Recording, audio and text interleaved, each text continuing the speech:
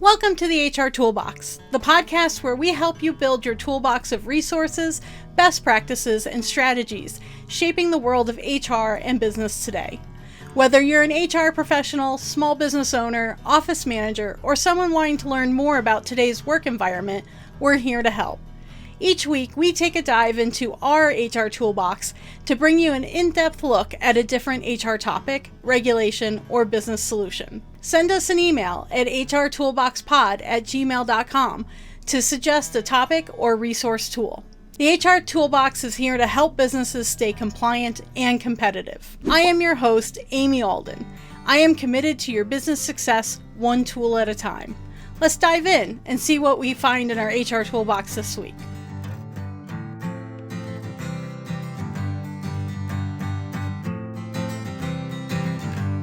Coming up on the calendar, America Saves Week. April 7th through April 11th of 2025 is dedicated to promoting financial health among Americans. America Saves Week began back in 2007 as an initiative by a nonprofit, Consumer Federation of America. This campaign was designed to help individuals save money, reduce debt, and build wealth. Knowledge is power, and financial know-how is golden. Host a workshop to teach budgeting, saving, and investing tips. Maybe bring a local financial advisor or use an online resource to help guide the session for your employees. Coming up on April 9th is International Day of Pink. The International Day of Pink is set up as an international day against bullying, discrimination, homophobia, transphobia, and transmisogyny. On this day, everyone is invited to celebrate diversity by wearing a pink shirt in support of the day. One of the best ways to be supportive of International Day of Pink is to get educated about what bullying is, how to prevent it, and what to do if it does happen.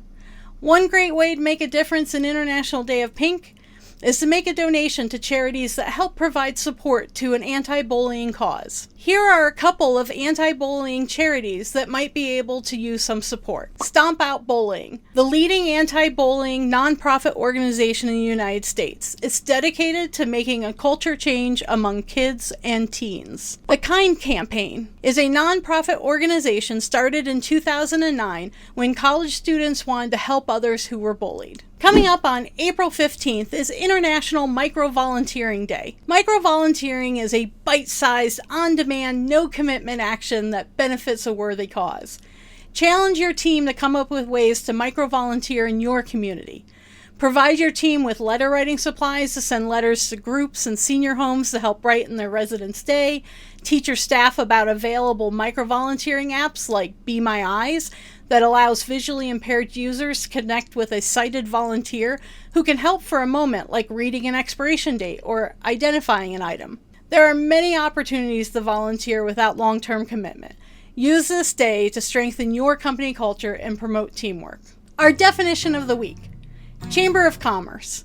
A Chamber of Commerce is an organization of businesses seeking to further their collective interests while advancing their community, region, state, or nation. Business owners in towns, cities, and other territories voluntarily form these local society networks to advocate on behalf of a community at large for economic prosperity and business interests. So let's get into it. A Chamber of Commerce is an organization of businesses that want to work together and advance their own business and the businesses within their community or their region. Chamber missions may vary, but they all tend to focus on some degree on 5 primary goals: building communities where residents want to be, where visitors want to visit, and where investors are attracted to invest within the community; promoting a community, working towards a pro-business climate, representing the employer community as a whole, and improving business-to-business networking. Membership in an individual chamber can range from a few dozen to well over 800,000 businesses. And chambers of commerce can range in scope from individual neighborhoods within a city or town up to international chamber of commerce. So let's talk a little bit about the history of chambers of commerce. They initially came to be back in medieval times, where traders would band together for protection and to establish codes of ethics in establishing trade. So they formed to promote and protect each other. And they've evolved from this medieval merchant guild to influential institutions representing business interests and fostering economic development. Early chambers, both in America and in Europe, were organized for the protection and promotion of commerce. But the term Chamber of Commerce wasn't documented until 1599 in Marseille, France. They serve as spokespeople and representatives of a business community, and they differ from country to country. The Royal Barcelona Board of Trade was established in 1758. The world's oldest English-speaking chamber of commerce and oldest chamber of commerce in North America is the Halifax Chamber of Commerce, founded in 1750. The Glasgow Chamber of Commerce was founded in 1783. The first Chamber of Commerce in what would become the United States was the Chamber of Commerce of the State of New York, which was organized in 1768. And unlike the chambers in Europe, the New York Chamber and the chambers in the New World that followed were institutions that wielded economic power largely outside of the controlling sphere of government. The United States Chamber of Commerce is a business association advocacy group. It is the largest lobbying group in the United States. And this Chamber of Commerce was founded in April 1912, where a lot of local chambers of commerce came together. And it provided a unified voice for the business community addressing issues like government relations and economic policy. In the U.S., local businesses voluntarily become members of a chamber. And you do this by paying into the membership in the form of annual dues. The membership, working together, would elect a board of directors or a council, and that council sets the policy for and guides the workings of the chamber. The board usually is going to hire a executive director. There's a lot of different titles that might be in play there, but essentially a chief executive, and then any appropriate and affordable staff that's needed in order to run the particular chamber organization. As a non-governmental institution, chambers of commerce really have no direct role in writing laws and regulations that affect businesses, but they do lobby and advocate on behalf of businesses in an attempt to get laws passed that are favorable to industry and economic development. And usually chambers will see this as one of their most important functions. There are more than 7,500 chambers of commerce in the United States, and their key functions are typically advocacy, networking and promotion, economic development, and community engagement. We took time to interview Rebecca McCourt, the executive director of the Ridgecrest Chamber of Commerce, to share with us the benefits small businesses might have in joining a local chamber. Today we are at the Ridgecrest Chamber of Commerce, and we are interviewing the executive director, Rebecca McCourt. Hi, Rebecca. Hello. So I wanted to ask you a little bit about the Chamber of Commerce and how that can help small businesses. Could you tell me what are some of the general membership benefits? Like, what are the primary benefits of joining a chamber? Yeah, of course. Well, it often depends on the business, honestly. A brand new sole proprietorship is going to have a different need than a business that's several years in looking to expand versus a large corporation that is, just has a local branch. So all of them, though, can benefit from being part of a chamber as a convener and champion for businesses. Being part of a chamber just really helps businesses build their relationships and be connected to their community. Nice. You talked about the different businesses that typically join. What's the difference in the support between a small business versus a larger corporation? So we do try to support businesses of all sizes. And really the way that we do that is by listening to them and learning what they need support in. So whether the resource is finding an HR specialist that can help build, their handbook, or whether it is just how to get connected into the community more, we can help provide those connections and those resources. So I found that the chamber is a really wonderful place for me to do networking. Could you talk about some of the networking events that chambers typically hold? Yeah, so for the Ridgecrest Chamber specifically, we have our monthly luncheons. We do coffee clubs, which that's more of an early morning thing for those that can't get away in the middle of the day. We do business after hours. So generally, any chamber in any location will do some kind of networking mixer type event, and it's just a matter of what they have found that works for their community. That makes sense. That being said, I would think that most chambers, including ours, are open to feedback and hearing. So if there are times that aren't working or times that work better, there's always ways, because that's part of what the chamber wants to do, is to help connect and build those relationships. Are there any industry-specific groups or committees that businesses should or can join? Yeah, I love this question, because for the Ridgecrest Chamber, we don't currently have any industry-specific groups, but I really like that idea. So that might be something that we try, and it's one of those things where we will always, give something a try and see if there's interest. We do have several committees that members can participate in, so it's just a matter of there being desire expressed, and we will give the information on how to be a part of those.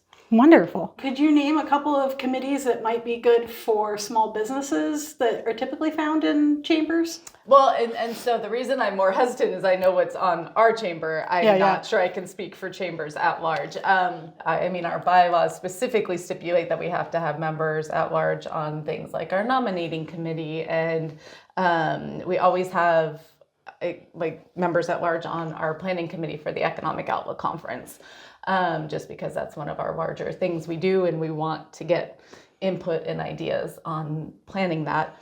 I recently had somebody reach out because we do annual community awards, and they were inquiring about it, and I invited her to join the committee. So it's kind of one of those things where if people are going to want to provide thoughts on it, then that's great, but then they should be involved and help in the planning of it. So I would think that that is a similar situation for most chambers. I think communication always comes into play. Yes. Can you provide some examples of successful partnerships that have been formed through the chamber networking? Because my relationship with the chamber has been incredibly beneficial. Yeah. Where I had a very small niche that I concentrated in. Mm-hmm. And after joining the chamber, you guys had a lot of, hey, can you do this? Are you capable of doing this? What do you do? Mm-hmm. And it completely changed the focus of my business, completely changed it. And actually introduced me to, I think in the first year, I tripled my client base of my chamber membership, and it has only grown since then. And recognition within the community is, for me, being quiet behind the computer person has been extreme almost, because there's different business owners that we interact with at those luncheons and that we interact with those after hours, that now we know each other by name, and it's really been an amazing community shift for me. That's great. So talking about growing businesses, how does a chamber help promote its members? There are the more kind of obvious ways, as far as, sharing social media posts and, featuring them in emails and newsletters and things like that. But there's also promotion through just, by being part of the chamber, added credibility and recognition. And also those connections. And so there are tangible ways that the chamber promotes businesses, but there's also the value in the intangible ways that being a part of your local chamber helps promote. I can completely agree and testify that is true. Yeah. Are there opportunities that small businesses could advertise through the chamber? Yeah, so we have We have a weekly email that goes out that we offer free advertising for our members. They just have to send over a graphic, and we'll include that in that email every week for free for up to 2 weeks. So we rotate through them, and it's not 10,000 items long. And then we do have our monthly newsletter that those have ads that can be purchased. And then once they're at a certain level, either their name or their logo is featured on the website, as well as anytime we have an event.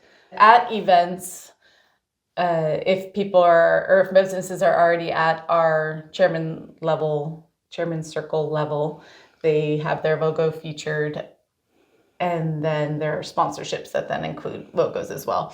The other thing is the Ridgecrest Chamber owns a electronic messaging sign, which has advertising opportunities available, and it's on a busy intersection in our community.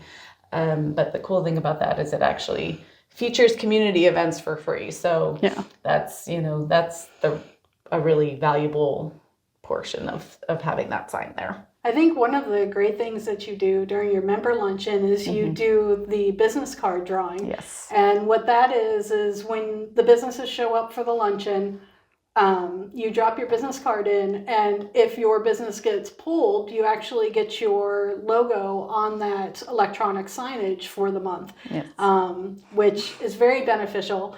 And I have stood next to that sign and taken a picture of my logo being up there because it really is a joy. So, do you offer any sponsorship opportunities, and what typically could a small business see as a return on their investment? Yeah. So aside from our memberships, obviously we have sponsorship opportunities. The way that we are currently running, we basically have 3 large events a year that we have sponsorships available around, but we're always exploring different options for those kinds of things as well. The most recent example is our Economic Outlook conference that we held, and that provided sponsorship opportunities for local businesses. Depending on the level of sponsorship is how much exposure they got before and during and after the event. So like our presenting sponsor, for example, they actually get an opportunity to get up and speak to the attendees.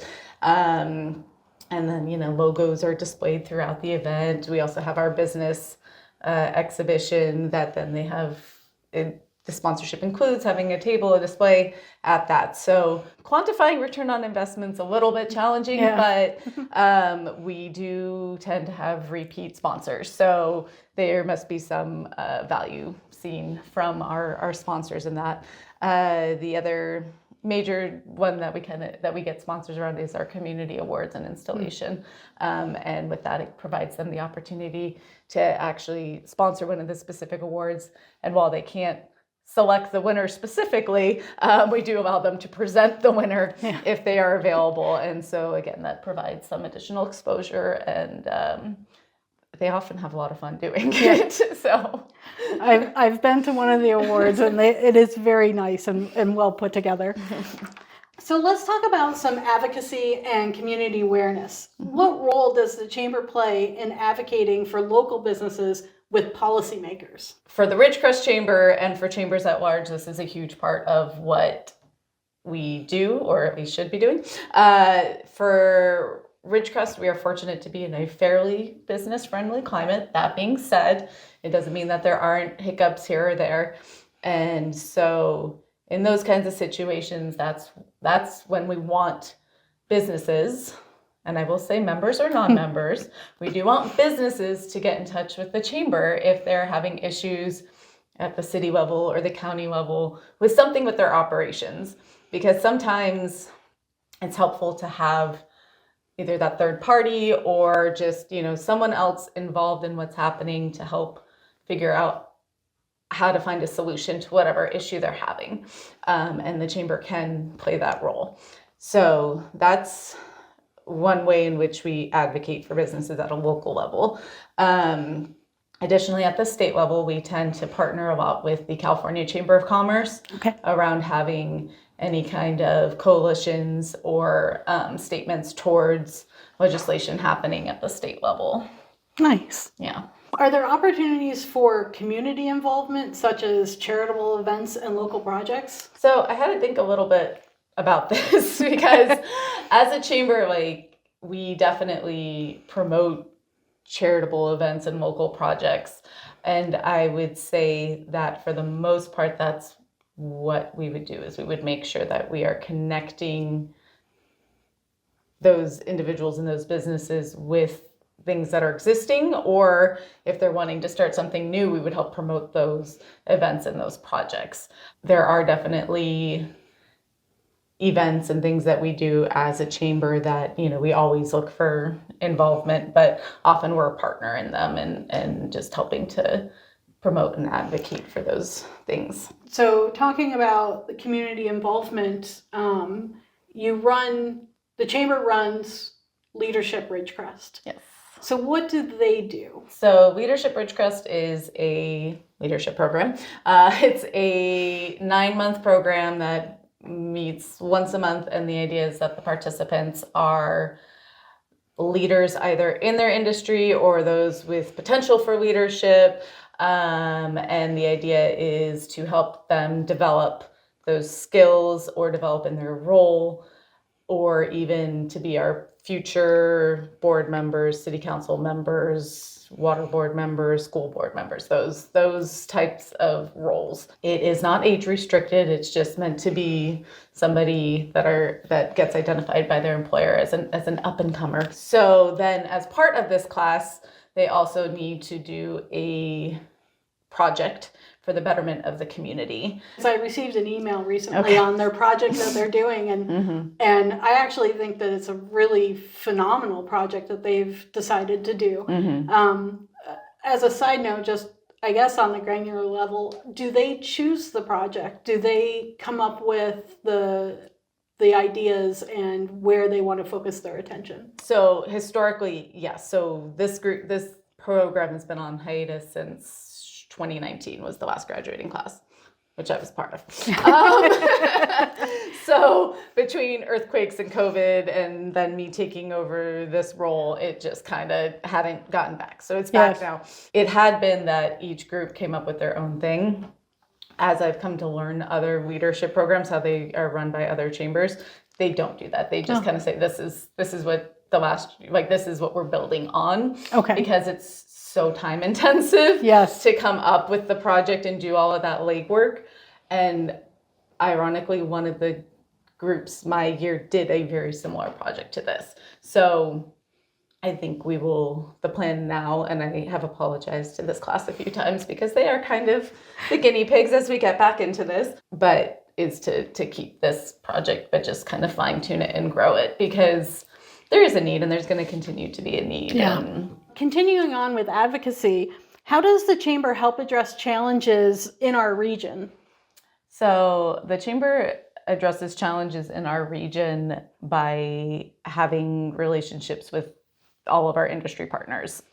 So we can't address challenges if we don't know what they are. Goes back to that communication part. Yes, exactly. And then really depending on what the challenge is, it can either be educating, it can be providing or connecting resources, or it can be advocacy. But oftentimes around workforce development, for example, there's so much happening right now between the schools and industry. And so sometimes just helping make sure that the right people are talking to each other is, that's all that we really need to do, but that is invaluable. Yes. So that is one way that we help do that. And then education, as far as making sure people know what the issues are, I think is another thing that we strive to do. That leads into our education and resources. Yes. So do you offer any workshops, seminars, or business training sessions? Yes. So we are fortunate to partner with many of our members to provide some training. Past and current subjects are around human resources. We've also had a partner reach out recently that does financial seminars. So nice. They've done one around retirement, but also they have business to business courses specifically about offering certain benefits to employees. And, we're not promoting them specifically, but it's still valuable information. And then people, once businesses know what they don't know, they can seek other alternatives, or even again ask us for additional information. So I do think one of the things that this chamber does really well in regards to education and resources to the community is that in the monthly business luncheon that takes place, you always have a speaker who is up and providing information either on what's going on, what could be going on, definitely talking about things that affect the community businesses. And I feel like just the education from that, just 20 minutes once a month, it really keeps you in the know of things that are changing. Are there any resources or tools available exclusively to members, such as business templates or reporting structures, anything like that? Not that we publicize, but we definitely have access to things like that if a member were to reach out to say, hey, do you have data around the population of our community under the age of 5 that you can, put on a thing that looks nice. Yes, we can do that. So we definitely have access to different tools, but it would just be a matter of a business asking us for what they need, and then we can if we don't have it, we can find who does. I think one of the things, and I don't know if you do it exclusively, but I know that you are a really great resource in this community for the employment law posters and other information that needs to be posted or changing information. Is that typical of most chambers, or is that more this Ridgecrest Chamber is awesome? So I don't know exactly how much other chambers take advantage of that. But we definitely have, I think, one of the larger orders that California Chamber supplies.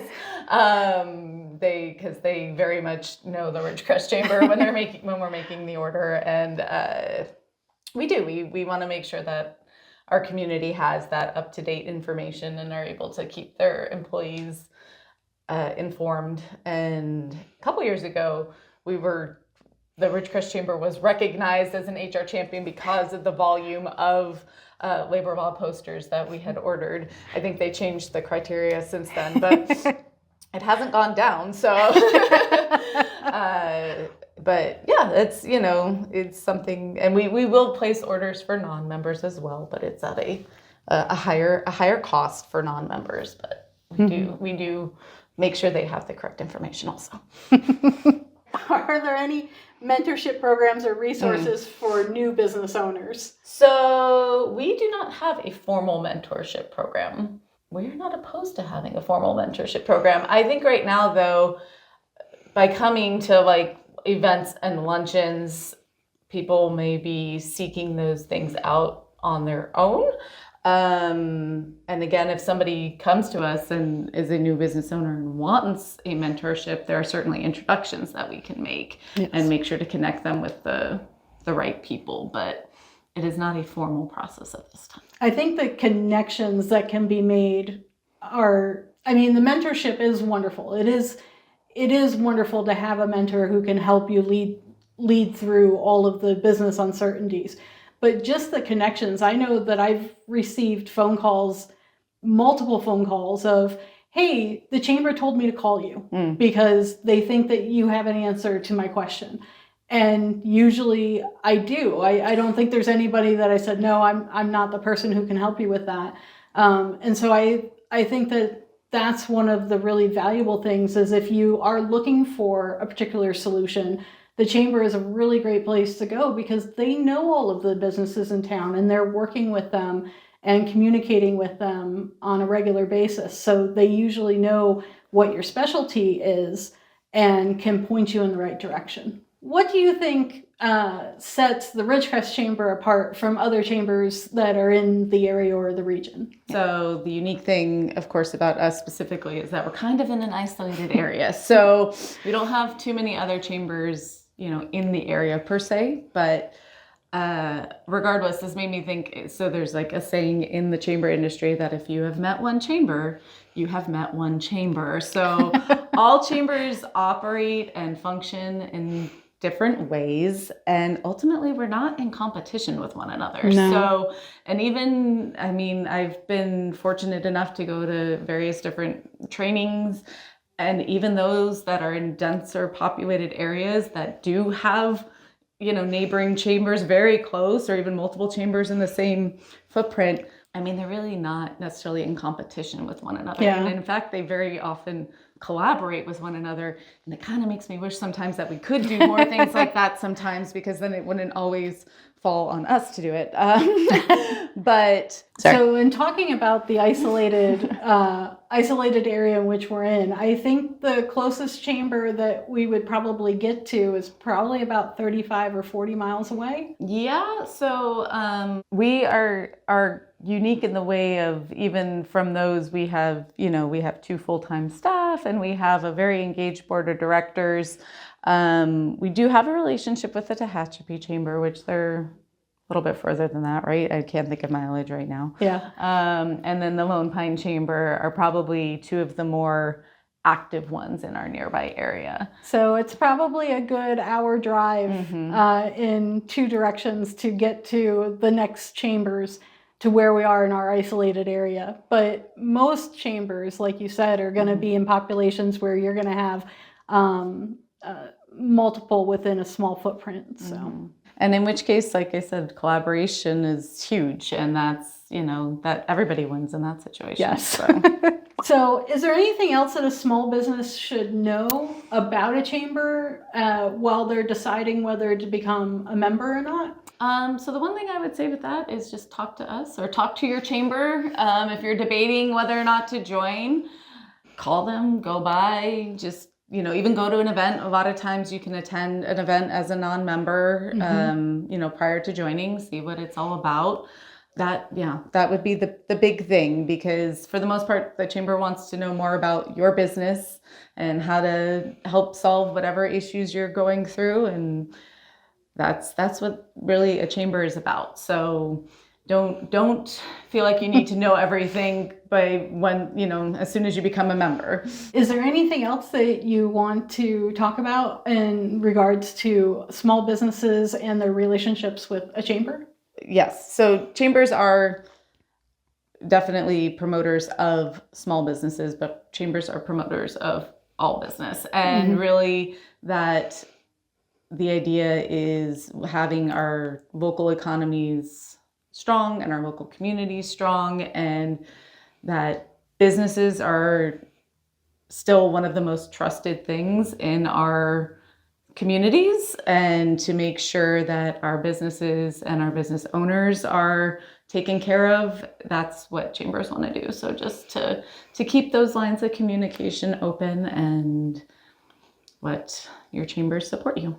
Well, I definitely want to thank Rebecca for joining us today in the HR Toolbox to provide you tools on your Chamber of Commerce. Thank you. Thank you. For our list of resources, I wanted to point everyone in the direction of the U.S. Chamber website. In their directory, you can find all of the chambers of commerce in the United States. You can either search by state or by metro area.